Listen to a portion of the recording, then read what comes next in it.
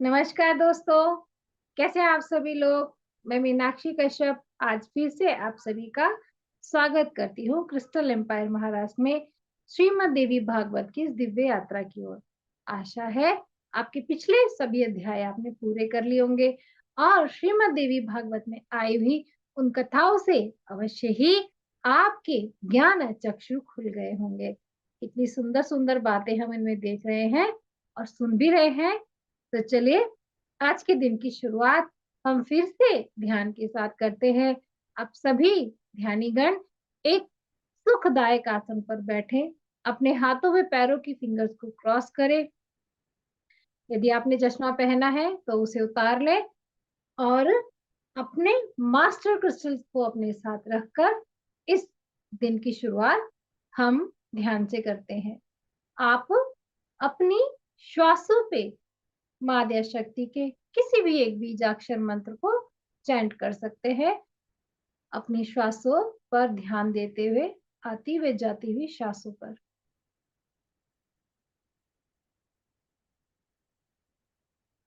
मैं अपनी पूर्णात्मा से अनुसंधान हूँ।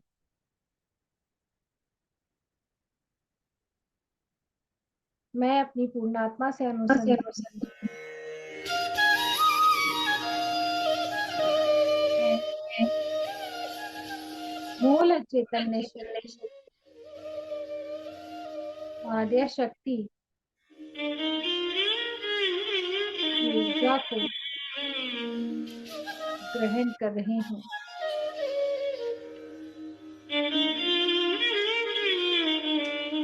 आप कल्पना कीजिए एक दिव्य प्रकाश की धारा झरने के जैसे माँ गंगा की भांति आप पर आ रही है।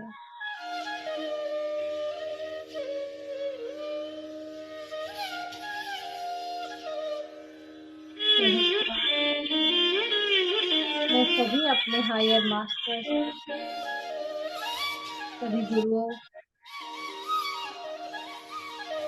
सप्त ऋषि, सप्त पत्नियों के साथ कर रही हूँ। उन सभी की कृपा से मैं आज यह ध्यान कर रही हूँ। मैं धन्यवाद करती हूँ सभी मास्टर्स को, सभी दिव्य ऊर्जाओं को,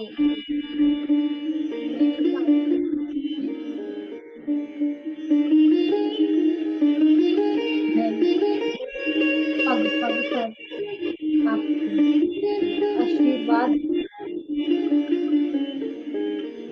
साथ चल रही हूँ। आप द्वारा दिए गए सभी कार्यों को करने के लिए मैं आपके मार्गदर्शन की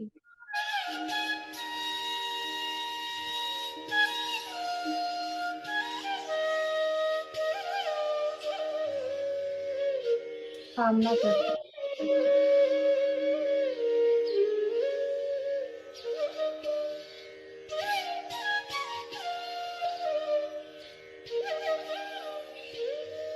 मैं अपने माता पिता, अपने पूर्वजों को, अपने कुल देवी कुल देवता,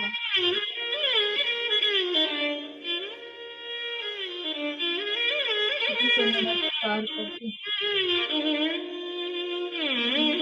करती हूँ कि आप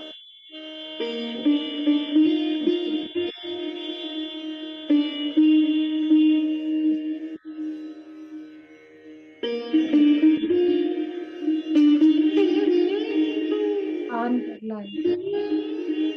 मैं माँ धरती को भी धन्यवाद करती हूँ मुझे अपने ऊपर धारण करने के लिए, और मैं उन सभी से क्षमा प्रार्थी हूँ।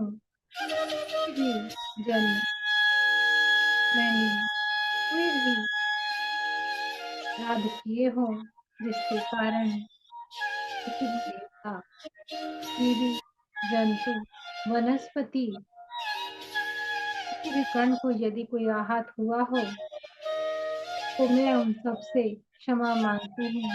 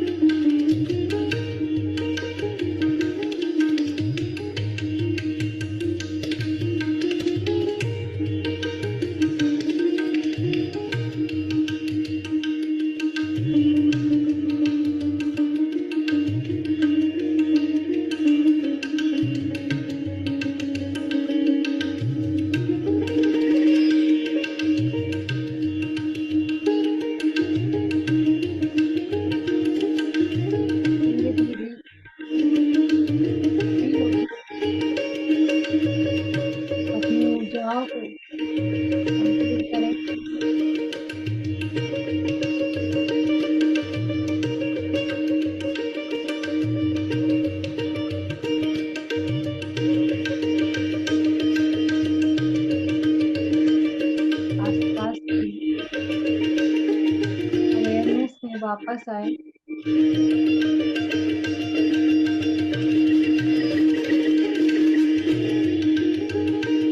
धन्यवाद करें सभी मास्टर्स को इस दिव्य ध्यान के लिए। अपने दोनों हाथों को रब करें, अपनी आंखों पर रखें, अपने हाथों के अंदर ही अपनी आंखों को खोलें, दिव्य ध्यान से बाहर आए।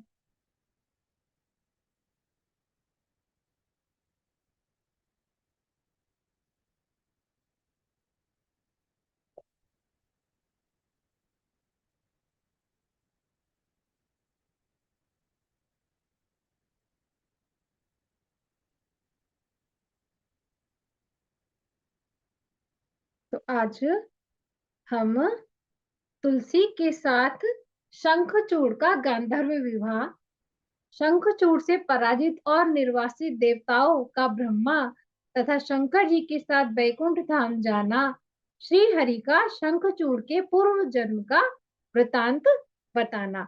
नवम स्कंद के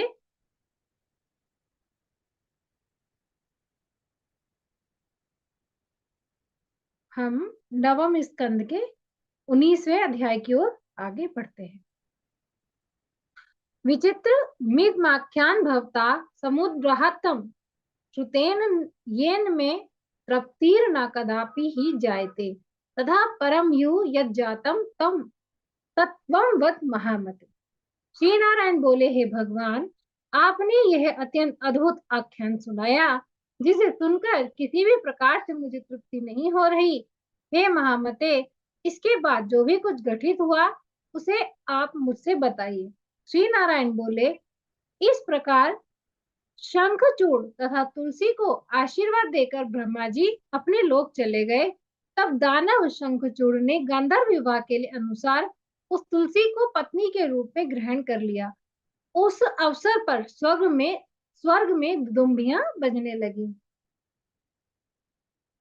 और पुष्पों की वर्षा होने लगी। अब वह शंखचूड़ अपने सुंदर भवन में तुलसी के साथ विलास करने लगा। आनंद का अनुभव कर वह तुलसी मूर्छित हो जाती और साध्वी उस समय सुख रूपी निर्जल सागर में निमग्न हो गई।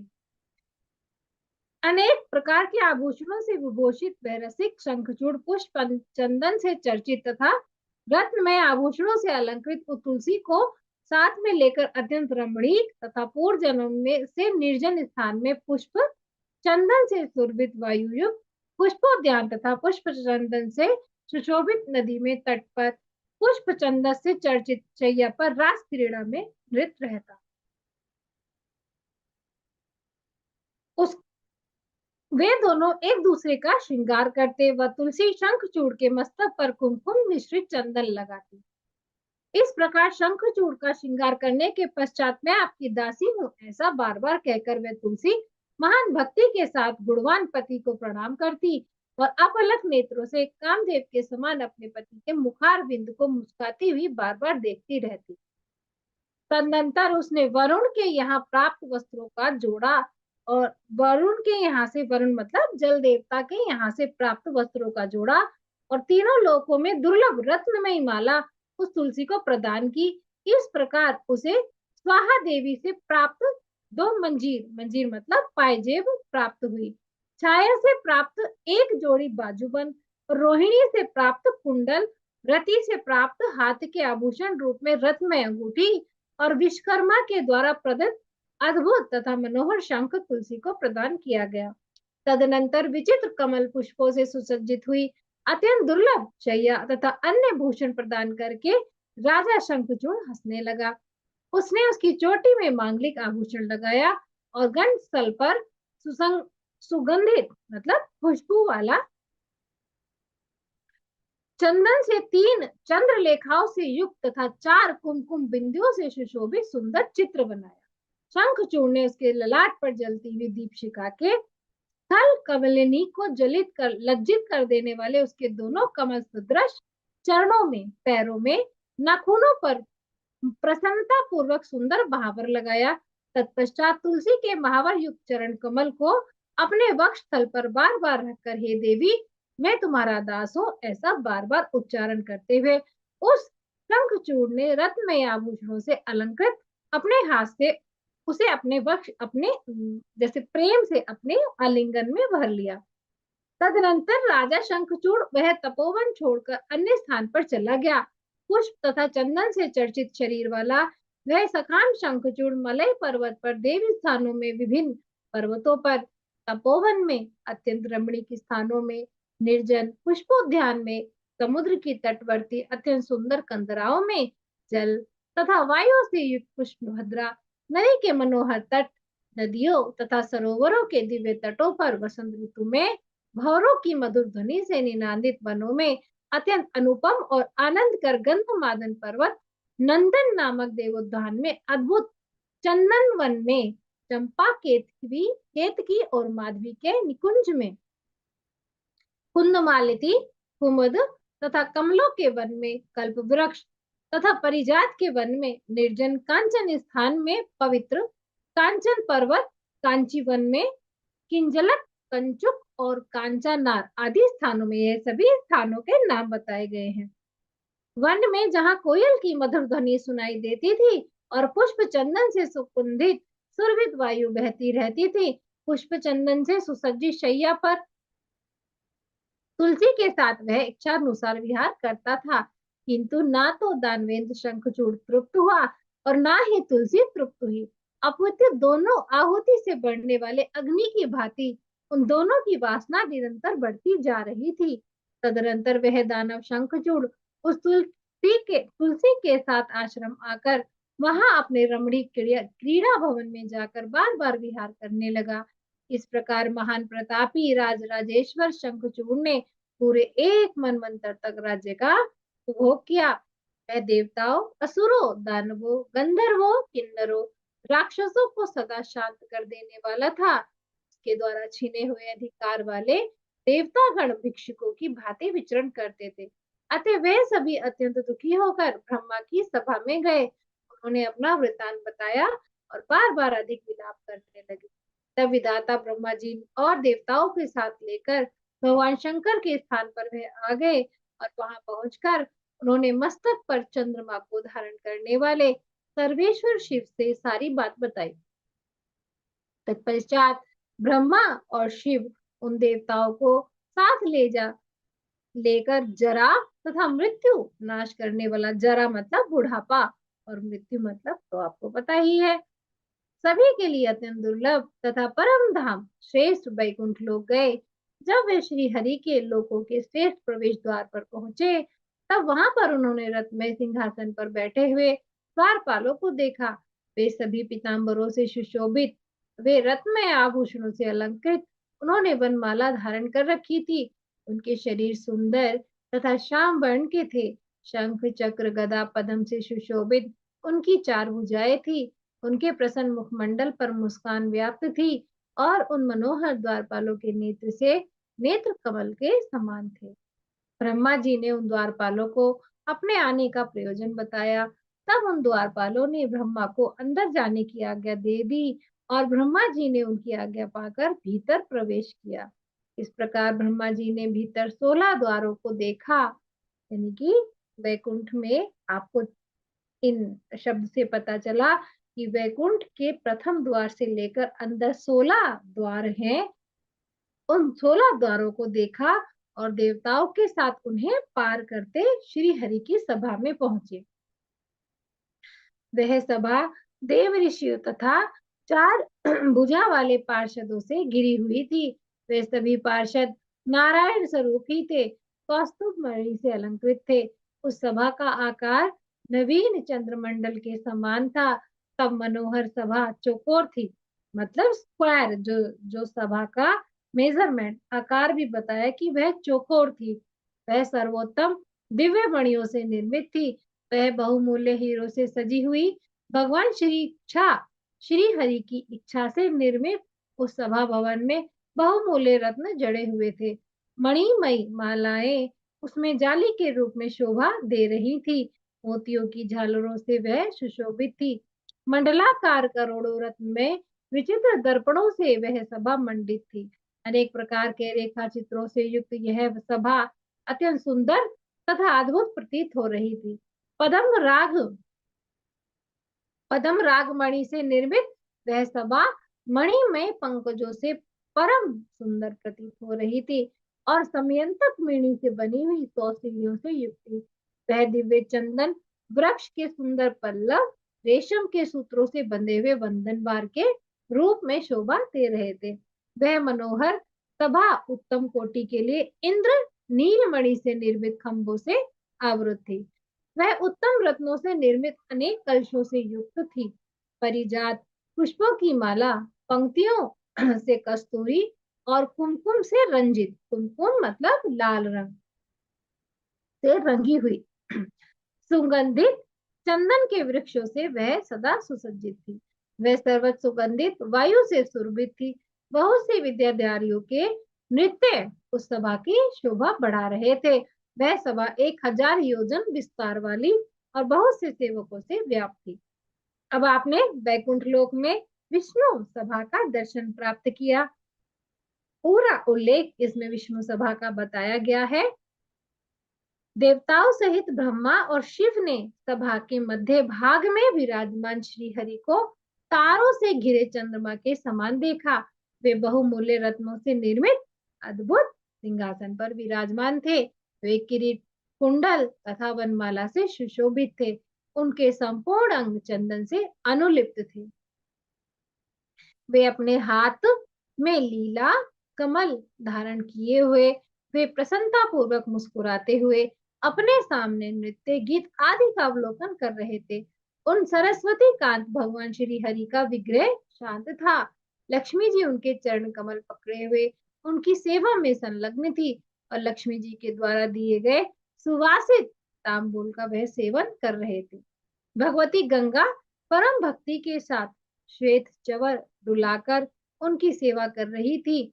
वहां उपस्थित सभी लोग भक्ति पूर्वक मस्तक झुकाकर उनकी स्तुति कर रहे थे। हे नारद, ऐसे उन विशिष्ट परिपूर्णतम भगवान श्री हरि को देखकर ब्रह्मा आदि सभी देवता प्रणाम करके उनकी स्तुति करने लगे। उस समय उनके सभी अंग पुलकित हो गए थे, आंखों में आंसू भर आए और वाणी भी गदगद हो गई। वे सभी परम भक्ति के साथ अपने कंधे झुकाए भयभीत होकर उनके समक्ष खड़े होकर उनकी स्तुति कर रहे थे। इसके बाद जगत की रचना करने वाले ब्रह्मा जी ने दोनों हाथ जोड़कर भगवान श्री हरि के सामने विनम्रता पूर्वक सारा वृतांत निवेदित कर दिया। उनकी यह बात सुनकर सभी अभिप्रायों को समझने वाले सर्वज्ञ श्री हरि ने ब्रह्मा जी से हंसकर मन को मुग्ध करने वाले एक अद्भुत रहस्य को कहना आरंभ किया। श्री भगवान बोले, हे पद्मज, हे महान तेजस्वी शंखचूड़, पूर्व जन्मों में एक गोप था और मेरा परम भक्त था। मैं इसका सभी वृतांत जानता हूँ। अब आप पुरातन इतिहास के रूप में निधब उस संपूर्ण कथा का वृतांत सुनिए।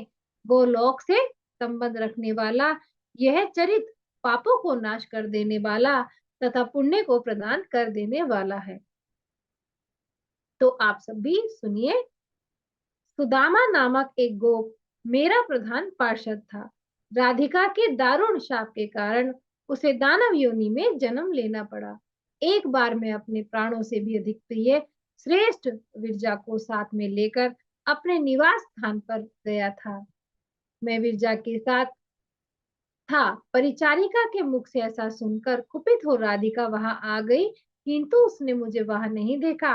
बाद में मेरे अंतर ध्यान होने तथा विरजा के नदी रूप में परिणित हो जाने का समाचार सुनकर राधा अपनी सखियों के साथ फिर भवन में चली आई।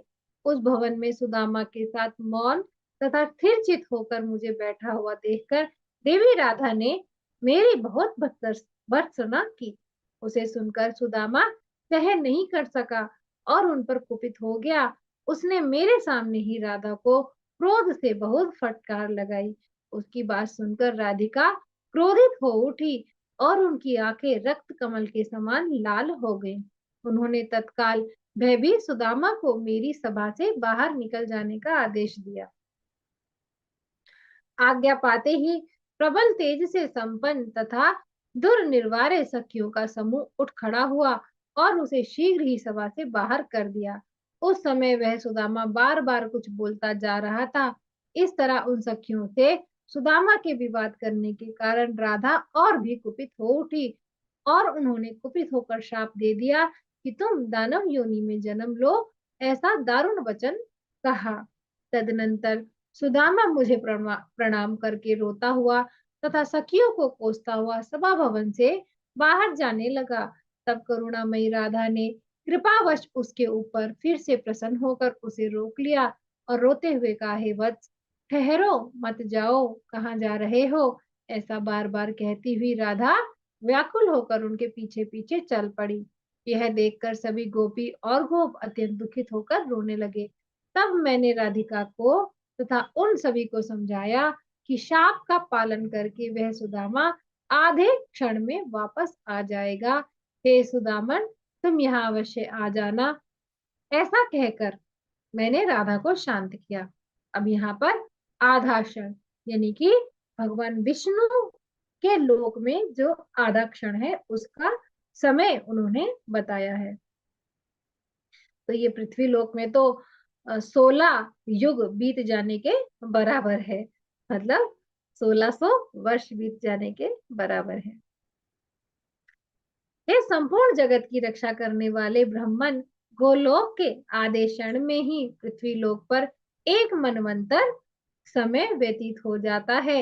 यह बात बिल्कुल सत्य है। अर्थात जो गोलोक का आधा क्षण है और पृथ्वी लोक में एक मनवंतर यानी कि एक वर्ष का समय बीत जाता है। यह बात बिल्कुल सत्य है। इस प्रकार सब कुछ पूर्व निश्चित व्यवस्था के अनुसार ही हो रहा है। अतः संपूर्ण मायाओं का पूर्ण ज्ञाता, महान बलशाली तथा योगेश्वर शंखचूड़ अपने समय आने पर पुनः उसी गोलोक में वापस चला आएगा। तो आपने जाना कि कर्म फल भोग के पुनः वह फिर गोलोक में चला गया। इसी प्रकार हम सभी जो भी आत्माएं हैं पृथ्वी लोक पर आई हैं, अपने अपने कर्मों को पूरा करके, अपनी अपनी यात्राओं को पूरा करके फिर से भगवान विष्णु में विलीन हो जाएंगी। अब आप लोग मेरा त्रिशूल लेकर शीघ्र भारतवर्ष में चले और वहां पर शंकर जी मेरे त्रिशूल से उस राक्षस का संहार करेंगे। अर्थात शंखचूड़ जिनका जन्म जिनमें सुदामा का अंश था और शापवश वह राक्षस बने थे, अब उनका समय पूरा हो गया था, जिसके कारण भगवान बोल रहे हैं कि शंकर जी मेरे त्रिशूल से उस राक्षस का संहार करेंगे। वह दानव शंखचूड़ अपने कंठ में मेरा सर्व मंगलकारी कवच निरंतर धारण किए रहता है। इसी से वह सदा संसार में विजयी बना रहता है। तो मित्रों, सुदामा भी पृथ्वी लोक पर आकर वो कहाँ से आए थे उन सभी बातों को भूल गए थे, जिसके कारण वह इस लोक में, देखे, इस पृथ्वी लोक में हम आए तो कुछ ना कुछ तो कार्य अवश्य ही करने के लिए आए होते हैं। तो वह कार्य यदि हमें हमारी पूर्व जन्मों की सभी बातें याद रहती है तो हम इस पृथ्वी पर अपने कार्य को नहीं कर पाते। इसी प्रकार इसी प्रकार हमने कभी कभी सोल साइंस में भी यह समझा कि जब पृथ्वी लोक पर एक आत्मा आती है उसे सब कुछ भुला दिया जाता है, यहाँ तक कि उसके सभी पूर्व जन्म भी भुला दिए जाते हैं। तो जैसे जैसे सोल की प्रोग्रेस होती है, सोल प्रोग्रेंसी की तरफ बढ़ती है, तो उससे उसका आत्म साक्षात्कार होता है, इसको क्या बोला जाता है? एनलाइटमेंट। तो एनलाइटमेंट का टाइम जैसे जैसे आता है वह सोल सत्व गुण की ओर आगे बढ़ने लगती है। अर्थात जब सोल पृथ्वी लोक पर आई तो उसने देवलोक में कोई ऐसा अपराध किया होगा जो कि तमोगुण से, अर्थात यदि रजो सत्व गुण वहां होता है तब कोई आने का भी प्राय नहीं है। हम पृथ्वी लोक पर दो गुणों के ज्यादा होने पर आते हैं। कौन कौन से? रजोगुण, या तो आत्मा की कोई इच्छा को पूर्ति करने के लिए, या फिर उसने कोई ऐसा दुष्कर्म किया है देवलोकों में जिसके कारण उसे पृथ्वी लोक में यहाँ पर यह भोग भोगना पड़ता है। तो जब आप इस पृथ्वी लोक पर अपने तमोगुण को तमोगुण से रजोगुण तक की ओर और रजोगुण से सत्व गुण तक की ओर नहीं बढ़ जाते, आपकी आत्मा निरंतर बार बार पुनर्जन्म के चक्रव्यूह में फंसी रहती है।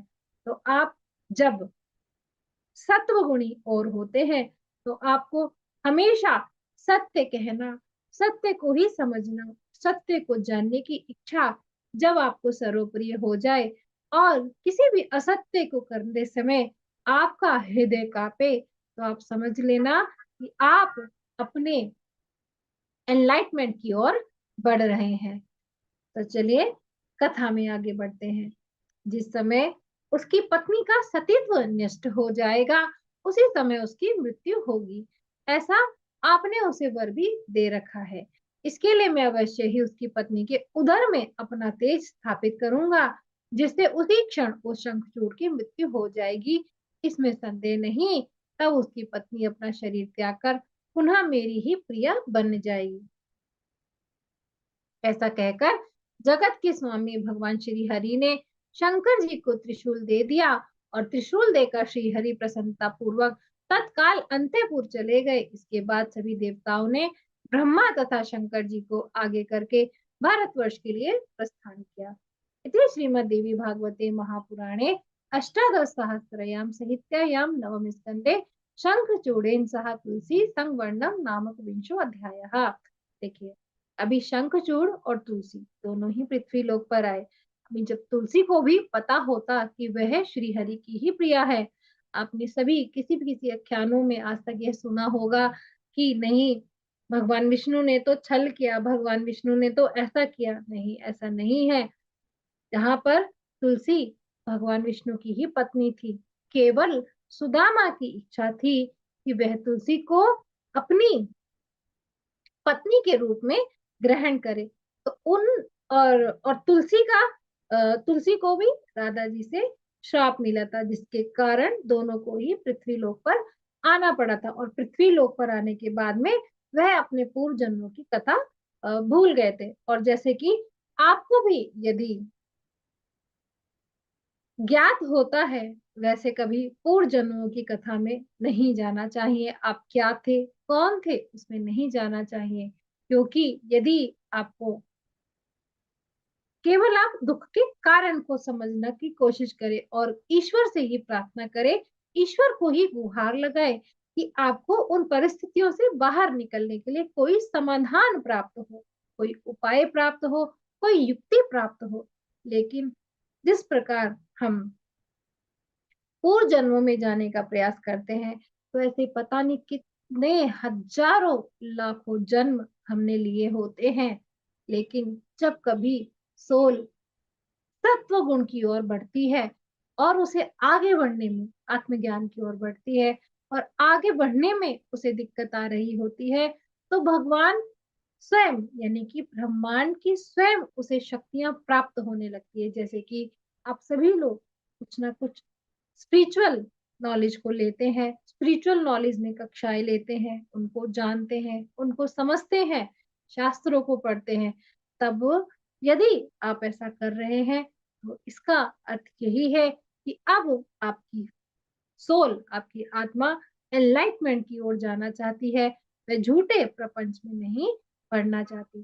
तो जब भी कोई सोल, आपने जाना, जब भी कोई आत्मा इस पृथ्वी लोक पर आती है, तो उसको अपने पूर्व जन्म की सभी यादें विस्मृत करा दी जाती हैं। तो हम अब आगे बढ़ते हैं 20वें अध्याय की ओर। नवम स्कंद का 20वां अध्याय। पुष्प दंत तथा शंखचूड़ के पास जाकर भगवान शंकर का संदेश सुनाना, युद्ध की बात सुनकर तुलसी का संतप्त होना और शंखचूड़ को उसे ज्ञानोपदेश देना। अभी तुलसी और शंखचूड़ तो मानव योनि में है, उन्हें पूर्व जन्मों का तो नहीं पता। तो जिस प्रकार एक मनुष्य को रोना, दुखी होना, यह उसकी मौलिक मौलिक चीजें तो नहीं मैं बोलूंगी, ये उसके गुण है, यानी कि एक मनुष्यता के गुण है। श्री नारायण बोले, हे नारद, उस दानव के संहार कार्य में शिव जी को नियुक्त कर ब्रह्मा जी तत्काल अपने स्थान की ओर चले गए और अन्य देवता भी अपने अपने स्थान की ओर प्रस्थित हो गए। तदनंतर महादेव जी देवताओं के अभ्युदय के उद्देश्य से चंद्रभागा नदी के तट पर एक मनोहर वृक्ष के नीचे आसीन हो गए। उन्होंने अपने प्रिय गंधर्वराज चित्ररथ अर्थात पुष्पदंत को दूत बनाकर तुरंत प्रसन्नता पूर्वक शंखचूड़ के पास भेजा। तो देखिए, जैसे जैसे सुदामा के मृत्यु लोक की घटी कम होती जा रही है, वैसे वैसे ही परिस्थितियां भी वैसे ही बनती जा रही हैं कि जब उसका समय यहाँ खत्म होगा तो वह अपने लोक चले जाएगा। ऐसे ही जब हमारी सोल का, हमारी आत्मा का भी समय खत्म होने वाला होता है तो हम भी सत्व गुण की ओर बढ़ चलते हैं। तो हम आगे चलते हैं। सर्वेश्वर शिव की आज्ञा पाकर चित्ररथ तत्काल शंखचूड़ के उत्तम नगर में गया, जो इंद्रपुरी से भी उत्कृष्ट तथा कुबेर के भवन से भी अधिक सुंदर था। वह नगर 5 योजन चौड़ा और उससे दुगना लंबा था। वह स्फटिक के आकार वाली मणियों से निर्मित तथा उसके चारों ओर अनेक वाहन स्थित थे। वह नगर 7 दुर्गम खाइयों से युक्त था। प्रज्वलित अग्नि के समान निरंतर चमकने, मतलब शाइन करने वाले करोड़ों रत्न से निर्माण किया गया था। वह नगर सैकड़ों विथियों और मणियों में विचित्र वेदियों से संपन्न था। वह व्यापारियों के बड़े बड़े महलों से आवृत था, जिसमें अनेक प्रकार की सामग्रियां विराजमान थी। उसी प्रकार वह नगर सिंदूर के समान लाल मणियों द्वारा निर्मित विचित्र सुंदर दिव्य करोड़ों आश्रमों से सुशोभित था। तो आपने रत्नों की बात सुनी। तो रत्न क्या है? जो भी रत्न जो लोक था उसमें इन रत्नों की, जो भी स्फटिक रत्न है, माणिक रत्न, मणिया है, वह सभी से वहां सुसज्जित था। हे मुने, नगर में पहुंचकर पुष्पदंत ने उसके मध्य में स्थित शंखचूड़ का श्रेष्ठ भवन देखा, जो पूर्ण यानी कि पूर्णिमा के चंद्रमा की भांति पूर्णता वलयाकार था। प्रज्वलित अग्नि की लपटों के समान प्रतीत होने वाले 4 परिखाओं से सुरक्षित शत्रुओं के लिए अत्यंत दुर्गम था, किंतु दूसरे लोगों के लिए सुगम एवं सुखप्रद था।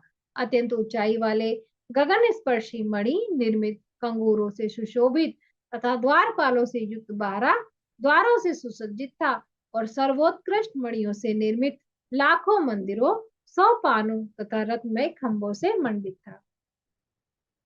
उसे देखकर पुष्पदंत ने एक दूसरा प्रधान द्वार देखा।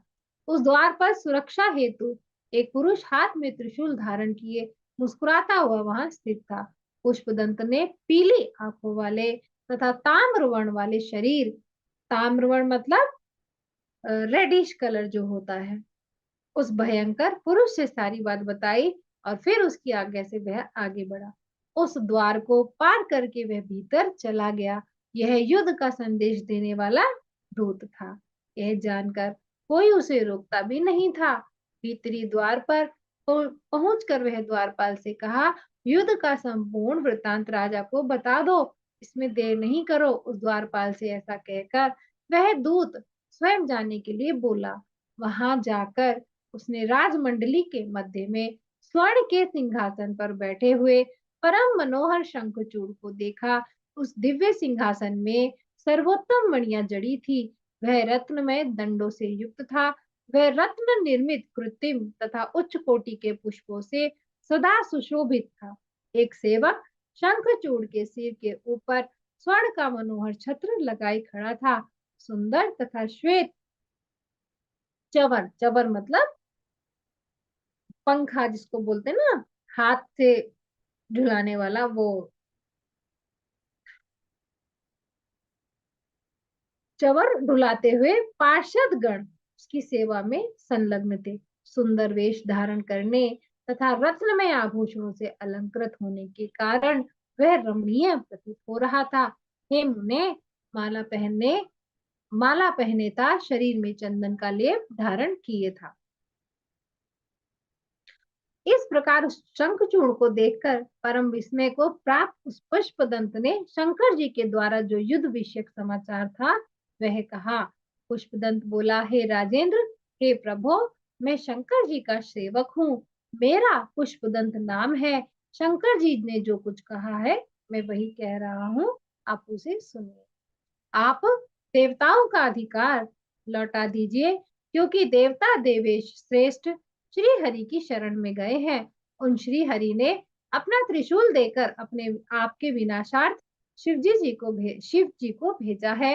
वे त्रिलोचन शिव इस समय भद्रशिला नदी के तट पर वट वृक्ष के नीचे विराजमान है। अतः आप उन राज्य देवताओं का राज्य लौटा दीजिए अथवा युद्ध कीजिए। अब आप मुझे यह भी बता दीजिए कि मैं शिव जी के पास जाकर उनसे क्या कहूँ। हे नारद, दूत की बात सुनकर शंखचूड़ ने हंसकर कहा, तुम चलो, मैं प्रातःकाल वहां पहुंचूंगा। तदनंतर पुष्पदंत ने वट वृक्ष के नीचे विराजमान परमेश्वर शिव के पास पहुंचकर शंखचूड़ के मुख से कही गई वह बात जो के दो उनसे कह दी। इतने में कार्तिकेय जी भगवान शंकर के पास आ गए। वीरभद्र, नंदी, महाकाल, सुभद्र, विशालाक्ष, पिंगलाक्ष, विकंपन, विरूप, बाण, विकृति, मणिभद्र, बाष्कल, कपिलाक्ष, दीर्घदृष्ट, विकट, ताम्रलोचन, कालकंठ, बलिभद्र, कालजिवा, कुटिचर, बलोन्मत, रणशलाघी, दुर्जय, दुर्गम तथा आठ भैरव। अभी ये 8 भैरव के नाम है। तो आप इन नामों को लिख सकते हैं। यदि आपके जीवन में भी कोई ऐसा परेशानी का भाव चल रहा है, परेशानी का समय चल रहा है, और कोई एक ऐसी परिस्थिति जिसमें आपको कोई भी रास्ता दिखाई नहीं दे रहा है, आप इन जो भी भैरव, ये जो 11 भैरव हैं, इनके नामों का स्मरण कर सकते हैं। भगवान शंकर की पूजा करके इन सभी नामों का श्रवण कर सकते हैं। अवश्य ही आपको उन परिस्थितियों से बाहर आने के लिए भगवान शंकर आपकी रक्षा करेंगे। तो यहाँ पर भगवान शंकर के जो 11 भैरव हैं, रुद्र, 8 वसु और 12 आदित्य कहे हैं, वे सब अग्नि, चंद्रमा, विश्वकर्मा, दोनों अश्विनी कुमार, कुबेर, यमराज, जयंत, नलकूबर, वायु, वरुण, बुध, मंगल, धर्म, शनि, ईशान और ओजस्वी कामदेव भी वहां आ गए।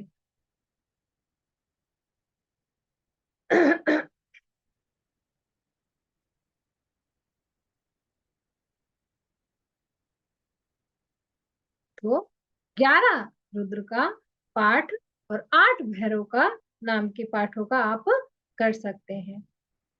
उग्र द्रंष्टा, उग्रचंडा, कोटरा तथा कैप्ट भी आदि देवियां भी पहुंच गई। अभी देखिए, जब हमें किसी दुष्ट परिस्थितियों को सामना करना पड़ता है तो उसे हम प्यार से नहीं करते, अर्थात लड़ने के समय हमें हमारे शरीर में औजता, औजता मतलब शौर्य चाहिए। तो आपके जीवन में भी जब आपका बहुत कठिन समय चल रहा है, मतलब आप शत्रुओं से जब चारों ओर से घिरे हो, तब आप उग्र दृष्टा, उग्र चंडा, कोटरा, कैटवी आदि देवियों की भी प्रार्थना कर सकते हैं। देखिए, आप सभी ध्यानी गण हैं और ध्यान में आप एनर्जी से कनेक्ट होते हैं। तो आपके पास यदि कोई भी ऐसी परेशानी आती है तो यदि आप हीलिंग भी करते हैं, हीलिंग्स में भी आप इनकी एनर्जी को इनवाइट करके किसी भी पर्सन की हीलिंग में यूज कर सकते हैं। इसी प्रकार 8 भुजाएं धारण करने वाली तथा भय उत्पन्न करने वाली साक्षात भगवती भद्रकाली भी वहां पहुंच गई। वे सर्वोत्तम रत्नों से निर्मित विमान पर विराजमान थी। वे लाल वस्त्र, लाल पुष्पों की माला धारण किए थी और लाल चंदन से अनुलिप्त थी। वह प्रसन्नता पूर्वक नाचती, हंसती और मधुर स्वर में गाती हुई सुशोभित हो रही थी। वे देवी अभया भक्तों को अभय और शत्रुओं को भय प्रदान करने वाली थी। वे योजन भर लंबी लपलपाती हुई भयंकर जीव, शंख चक्र गदा पद्म घड़क ढाल धनुष बाण और एक योजन विस्तृत वर्तुलाकार गंभीर खप्पर, जो आकाश को छूता हुआ विशाल त्रिशूल, एक योजन लंबी शक्ति, मुदगर, मूसल, वज्र, खेटक, प्रकाशमान फलक, वैष्णव शास्त्र, वरुणा शास्त्र, आग्नेयास्त्र। अभी देखिए यह सभी अस्त्र हैं। तो आपने जो भी कॉर्ड कटिंग क्लासेस ली है उनमें भी इसके लिए आप यूज कर सकते हैं। वज्र, खेटक, प्रकाशमान फलक, वैष्णवास्त्र, वारुणास्त्र, आग्नेयास्त्र, नागपाश, नारायणास्त्र, गंधर्वास्त्र, ब्रह्मास्त्र, गरुड़ास्त्र, पर्जन्यास्त्र, पाशुपातास्त्र, जम्भ्रणास्त्र, पर्वतास्त्र, महेश्वरास्त्र, वायव्यास्त्र, सम्मोहन दंड, दिव्य अमोघ अस्त्र और दिव्य श्रेष्ठ सैकड़ों अस्त्र धारण कर 3 करोड़ योनियों तथा 3 करोड़ भयंकर डाकनियों के साथ लिए वहां आकर विराजमान हो गई। भूत प्रेत पिशाच कूष्मांड ब्रह्म राक्षस वेताल राक्षस यक्ष और किन्नर भी वहां उपस्थित हो गए। उन सभी देवी तथा अन्य देवगणों को साथ लेकर कार्तिकेय अपने पिता शिव को प्रणाम करके सहायता प्रदान करने के उद्देश्य से उनकी आज्ञा से उनके पास बैठ गए। इधर दूत के चले जाने पर प्रतापी शंखचूड़ ने अंतपुर में जाकर तुलसी को सारी बात बताई। युद्ध की बात सुनकर उस तुलसी के कंठ, होठ और तालु सूख गए। वह साध्वी तुलसी दुखी मन ही मन मधुरवाणी में कहने लगी। तुलसी बोली, हे प्राण बंधो, हे नाथ, हे प्राणेश्वर, मेरे वक्ष स्थल पर क्षण भर के लिए भी विराजिए। हे प्राणाधिताष्ट्र देव, क्षण भर मेरे प्राणों की रक्षा कीजिए। मैं क्षण भर अपने नेत्रों से आदर पूर्वक आपको देख लूं। यह जन्म पाकर आप मेरे मन में विहार की जो अभिलाषा है उसे पूर्ण कर दीजिए। आज ही रात्रि के अंत में मैंने एक दुख स्वप्न देखा है जिससे मेरे प्राण कांप रहे हैं और मेरा मन लगातार जलन हो रही है। तुलसी की बात सुनकर परम ज्ञान संपन्न राजेंद्र शंखचूड़ भोजन पान आदि से निवृत्त होकर तुलसी से हित कर सत्य तथा यथोचित वचन कहने लगा। शंखचूड़ बोला, कल्याण, हर्ष, सुख, सुख, शोक और मंगल ये समस्त कर्म भोग के बंधन काल के साथ ही बंधे हुए हैं, अर्थात समय के अनुसार ही आपका कल्याण होता है। समय के अनुसार ही आपको हर्ष, सुख, दुख, भय और शोक का मंगल प्राप्त होता है। समय से ही वृक्ष उगते हैं, समय से ही उनमें शाखाएं निकलती है और फिर पुष्प, फल कालानुसार ही निकलते हैं। उसके बाद वृक्षों के फल भी समय से ही पकते हैं। अंत में फल युक्त वे सभी वृक्ष समय अनुसार नष्ट हो जाते हैं। हे सुंदरी, समय से विश्व बनते हैं और समय पर ही नष्ट हो जाते हैं। काल की प्रेरणा से ही ब्रह्मा सृष्टि करते हैं, विष्णु पालन करते हैं और विश्व के संहारक शंभु संहार करते हैं। वह सब क्रमशः कालानुसार ही अपने अपने कार्यों में नियुक्त होते हैं। ब्रह्मा, विष्णु, शिव आदि देवताओं की नियामिका वे परा प्रकृति ही वही परमेश्वर सृष्टि, रक्षा तथा संहार करने वाला और वही परमात्मा काल को नचाने वाला है। उन्हीं प्रभु ने समयानुसार इच्छा पूर्वक अपने से अभिन्न प्रकृति का निर्माण कर विश्व में रहने वाले समस्त स्थावर जंगम जीवों की रचना की। वे ही सबके ईश्वर है, सभी रूपों में विद्यमान है। वे ही सबकी आत्मा और परम ईश्वर है, जो जन से जन की उत्पत्ति करता है, अर्थात लोगों से लोगों की उत्पत्ति करता है, जन से जन की रक्षा करता है और जन से ही जन की रक्षा करता है। तो देखिए, लोगों से ही लोगों की उत्पत्ति, लोगों के ही द्वारा लोगों को कष्ट पहुंचाना। यहाँ पर जन शब्द को मैं लोग और समूह के विषय में बताऊंगी। और लोगों से ही उनकी रक्षा करवाने वाला। आपके जीवन में केवल दो ही प्रकार के लोग आपको मिलते हैं। कौन कौन से? एक स्त्री और एक पुरुष।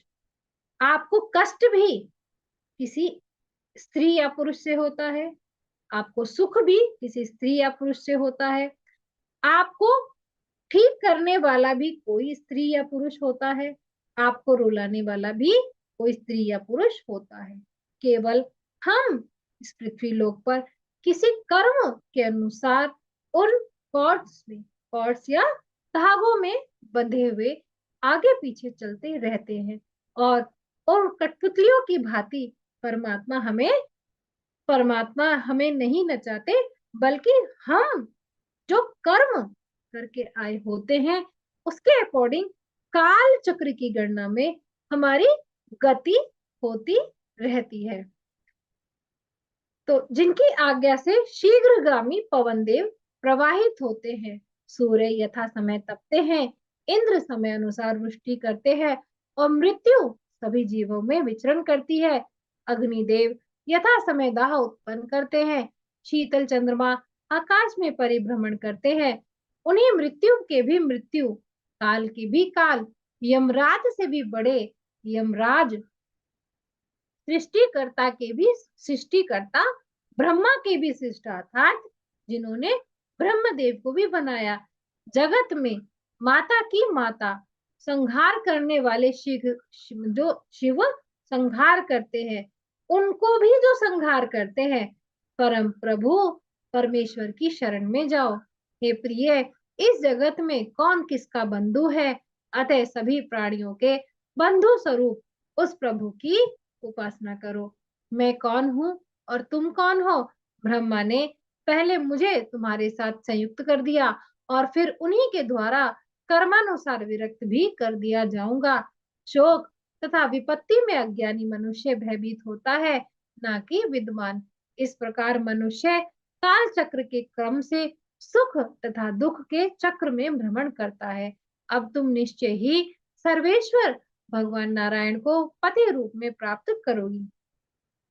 यहाँ फिर भी मैं आपको बताना चाहूंगी, पति मतलब आपका संरक्षण करने वाला, जिनके लिए तुमने पूर्व काल में बद्रिका आश्रम में रहकर तप किया था। तो अब जो तुलसी ने जो बद्रिका आश्रम में तप किया था, उस तप के पुण्य फल की जागृति का समय आ गया था। लेकिन यहाँ पर तुलसी माया में थी, तो शंखचूड़ उनकी इस माया का शैडो हटाते हुए उन्हें सब बातें बता रहे हैं। तपस्या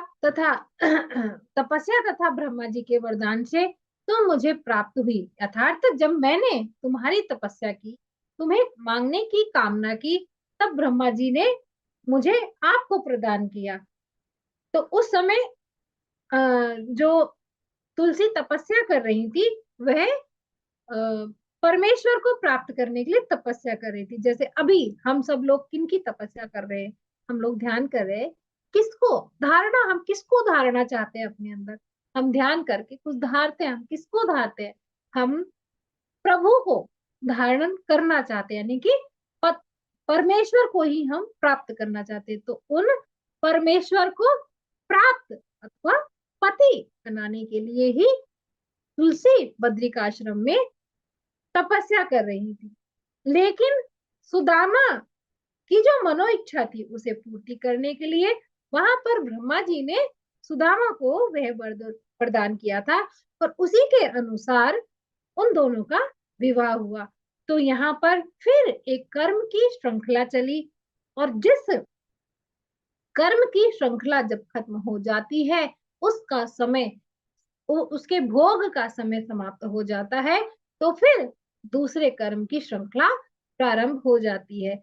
इसी प्रकार आप लोगों के जीवन में भी पुण्य कर्म और पाप कर्म दोनों ही रोज रोज किसी न किसी दशा, प्रत्यंतर दशा, अंतरदशा प्राण और सूक्ष्म दशा के अकॉर्डिंग आपके ग्रहों के अनुसार आपकी जन्म पत्रिका में बैठे होते हैं, जिनके अकॉर्डिंग, क्योंकि वह चक्र तो चल रहा है और उस चक्र में आपने पूर्व जन्मों में क्या कामनाएं की थी, क्या कर्म किए थे, तो कुछ आपकी कभी कभी इच्छाएं पूरी होती हैं और कभी कभी आपको दुख प्राप्त होता है।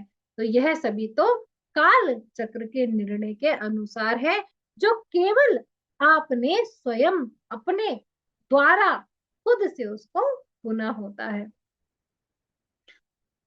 उस समय जो तुम्हारी तपस्या थी, यह शंखचूड़ तुलसी को बता रहे हैं, उस समय जो तुम्हारी तपस्या थी वह भगवान श्री हरि की प्राप्ति के लिए थी।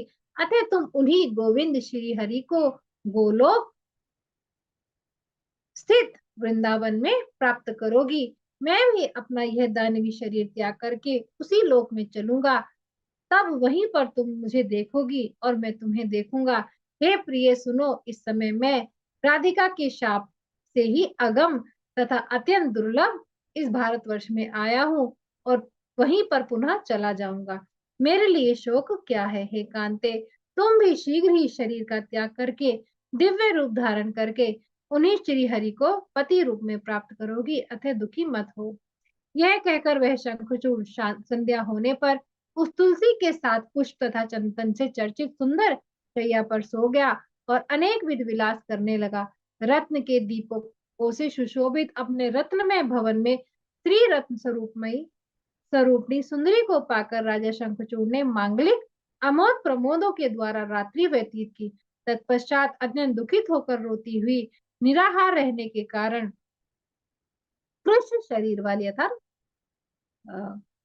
और शोक सागर में निमग्न अपनी उस प्रिया तुलसी को अपने वक्ष स्थल से लगाकर ज्ञान संपन्न शंखचूड़ दिव्य ज्ञान के द्वारा उसे पुनः समझाने लगा। प्राचीन काल में भांडीर वन में स्वयं भगवान श्री कृष्ण ने जिस उत्तम सभी शोकों को दूर करने वाले परम ज्ञान का उपदेश उसके लिए किया था, उसी संपूर्ण ज्ञान को शंखचूड़ ने तुलसी को प्रदान किया। ज्ञान पाकर तुलसी देवी का मुख और नेत्र प्रसन्नता से खिल उठा। सब कुछ नश्वर है ऐसा मानकर हर्षपूर्वक वह विहार करने लगी। हे मुने, विहार करते करते दोनों पति पत्नी सुख के सागर में निमग्न हो गए। रति क्रीड़ा के लिए उत्सुक दोनों निर्जन स्थान पे परस्पर अंग प्रत्यंग के स्पर्श से मूर्छित जैसे हो गए। उस समय अत्यंत प्रसन्नचित उन दोनों के सभी अंग पुलकित थे। वे दोनों एक अंग के रूप में होकर अर्धनारीश्वरी के समान प्रतीत हो रहे थे। तुलसी अपने पति को प्राणों से भी अधिक प्रिय समझती थी और राजा शंखचूड़ भी अपनी उस साध्वी प्राणेश्वरी को अपने प्राणों से अधिक प्रिय समझता था। समान सौंदर्य वाले वे दोनों ही तंद्रायुक्त दंपत्ति सुखपूर्वक सोए हुए सुंदर वेश धारण किए हुए मनोहर दंपत्ति सुख के कारण अचेत पड़े। जब कभी वे चेतना में आते तो परस्पर रसमयी बातें करते, फिर मनोरम दिव्य कथा कहने लगते, फिर हंसने लगते और क्षण भर बाद वही श्रृंगार भाव से क्रीड़ा करने लगते। इस प्रकार काम कला को जानने वाले वे दोनों क्रीड़ा विलास से कभी विरत नहीं होते थे। दोनों ही निरंतर विजयी बने रहकर कभी क्षण भर को भी अपने को पराजित नहीं मानते थे। इति श्रीमद्देवी भागवते महापुराणे साहित्यायां नवम स्कंदे नारायण नारद संवादे शंखचूड़ेन सह देवानां संग्राम उद्योग वर्णम नाम विंशोऽध्याय। अब यहाँ पर नवम स्कंद का 20वां अध्याय समाप्त होता है। हम कल पुनः इसी वक्त मिलेंगे 21वें अध्याय की ओर, शंखचूड़ और भगवान शंकर का विशद वार्तालाप। तो चलिए, आज के लिए मैं आप सभी से विदा लेती हूँ। आशा है आपके पिछले सभी अध्याय पूरे हो चुके होंगे और उन अध्यायों में आपने कर्म संगत जीवन में जो आपके चलती है, यानी कि आप स्वयं अपने जीवन में क्या लाए हैं, किस कारण आपके जीवन में यह सब कुछ हो रहा है और किस प्रकार से हमारे सभी देव देवताओं ने किस कर्म को भोग कर किस वजह से इस पृथ्वी लोक पर आए, इस देवी भागवत में आपको संपूर्ण जानकारी प्राप्त होती है। शुरुआत के भी सभी कथाओं को आप जब श्रवण करेंगे तो आपको यही प्राप्त होगा कि केवल एक कर्म ही है जिसको यदि कोई व्यक्ति साध ले तो उसका जीवन सफल हो जाता है। तो चलिए हम कल मिलेंगे।